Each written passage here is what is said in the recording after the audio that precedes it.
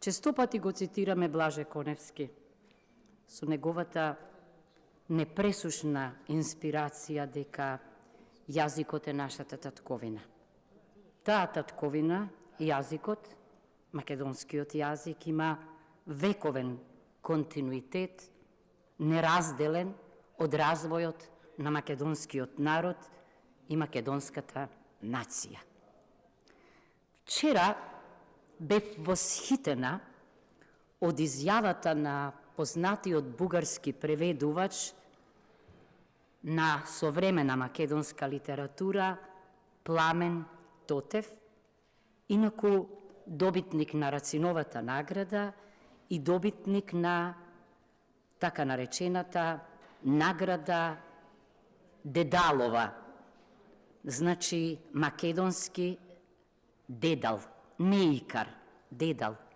Тој рече дека неверојатно ужива во читањето и споредувањето на македонската и бугарската белетристика и дека во македонскиот јазик препознава и признава европски тенденции од зачетоците до денеска. Тоа е она што јас го нарекувам добра волја и се додека слушаме вакви изјави, има надеж за меѓусебно разбирање. За жал, сосема спротивно од него, председателот кој што си замина на собранието, го презентираше извештајот за неговата работа, иначе извештај отпечатен од собранието, прво напишан на албански јазик, а потоа на македонски јазик. Не очекувам од него уставен патриотизам, меѓутоа очекував почитување на уставот и на рамковниот договор. Во обата пишува дека македонскиот јазик е службен јазик на целата територија и во меѓународните односи. Државите комуницираат преку код за комуникација. Јас сум радостна што и ние имаме во оваа држава код за комуникација, тоа е македонскиот јазик и тука нема ништо националистички. Меѓутоа тезата собрание тоа сум јас, држава тоа сум јас, нема ништо заедничко со европската демократија и затоа секојдневно слушаме за некакви си фронтови. Фронт, подсетувам, е антиевропски збор, изразито милитантен збор. Благодарност и до министерката за кооперативноста.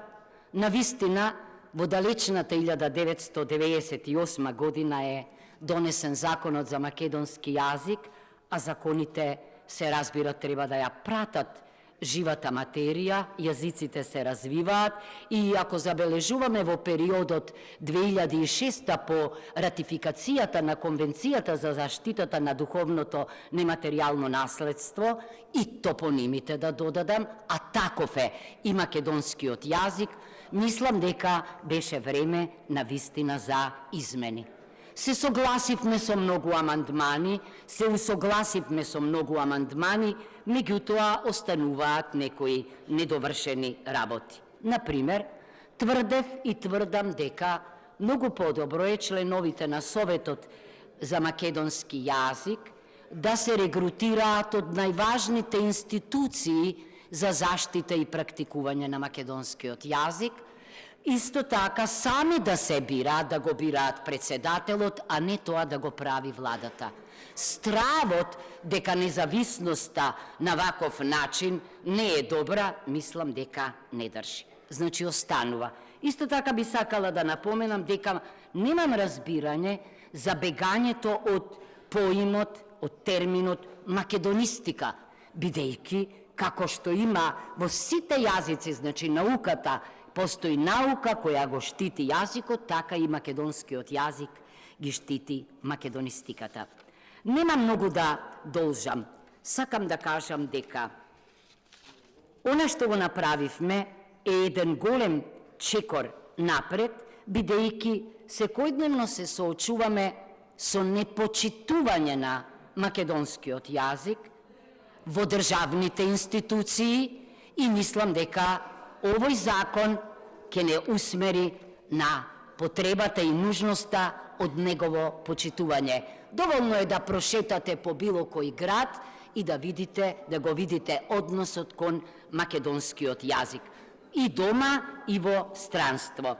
Значи, мислам дека она што го направивме со последните измени, за кои морам да кажам дека во рамките на второто читање апсолутно не стигнуваа на седницата на Комисијата за култура, па мораше членовите на Комисијата од пратеничката група на ВМРО ДПМНЕ деловнички да побараат да се стави на дневен ред.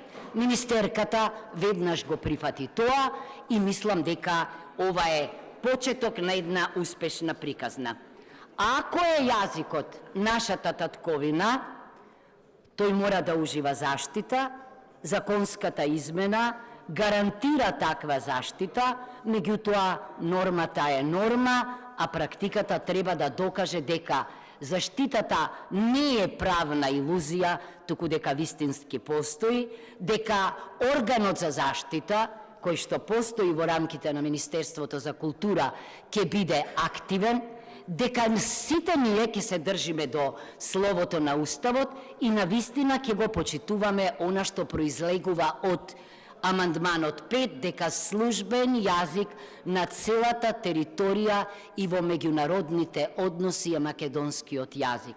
Дека тоа е јазикот со кој што ние ќе оствариме европска комуникација, меѓутоа дека сите носители на државни и јавни функции ќе го почитуваат Уставот и оваа одредба. Значи, чекорот беше нужен, чекорот ќе продолжи и не може да запре, бидејќи се разбира дека во развојот на нацијата се развива и јазикот, меѓутоа мислам дека е најпотребно ние сами да го почитуваме јазикот, ако сакаме да го почитуваат и оние околу нас. Да не заборавам, кога господинот Пламен од соседството разбуди кај мене пламен на радост, се сетив дека некогаш, во 1925 година,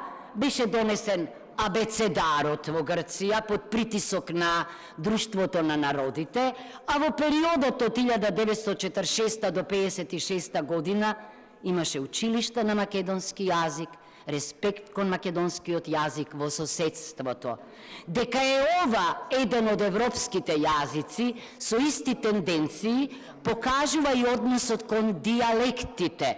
Македонскиот јазик има дијалекти дома, меѓутоа има дијалекти и надвор. Отворете го дијалектолошкиот атлас и ќе видите зошто сите лингвисти, слависти со почит, со респект должен се однесуваат кон македонскиот јазик.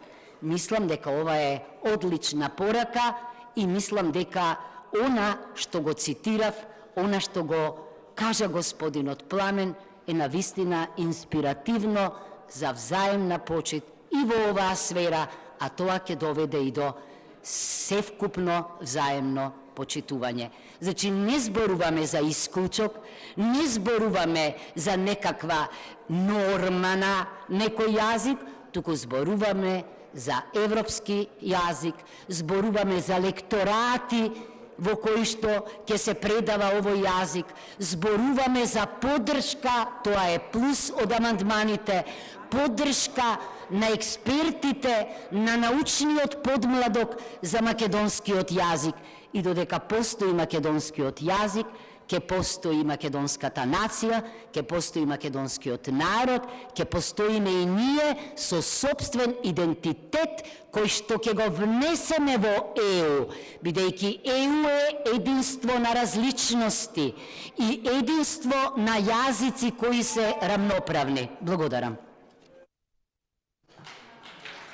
Благодарам.